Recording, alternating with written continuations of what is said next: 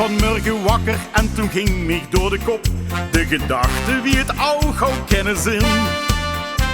Wat zou er zin geweest als dit of dat, dat hield niet op. Doe geluifs niet wat ik mij soms bedenken kan.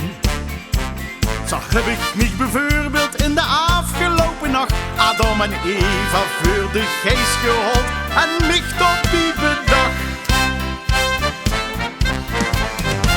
Als Adam geen was geweest, dan had we hier nog niet gezeten.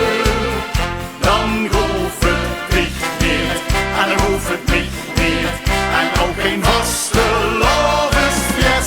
Als Adam geen was geweest, dan kost voor dit die gans vergeten.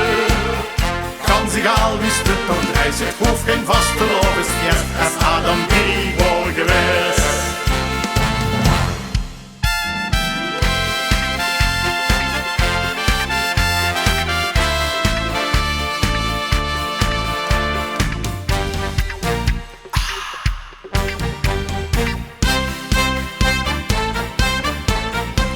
Dan zie ik het moment dat Eva poefpa voor hem stond en Adam dacht, ja zeg, wat moet ik toch nu met?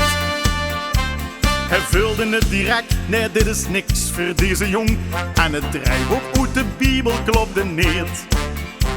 Het gans vooral dat zou op eens bedorven zijn, want die twee zou ik kinderloos gestorven zijn.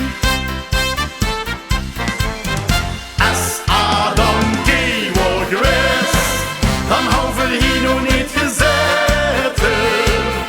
Dan hoeft het dich niet, en dan hoeft het mich niet, en ook geen vaste lovensfjes. Als Adam gay was geweest, dan kost voor dit die gans vergeten. Kan zich al wist het, dan reis het hoeft geen vaste lovensfjes. Als Adam gay was geweest.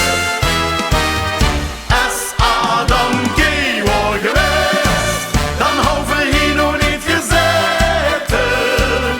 Dan hoeft het dich niet, en dan hoeft het mich niet, en ook geen vaste lovensfjes.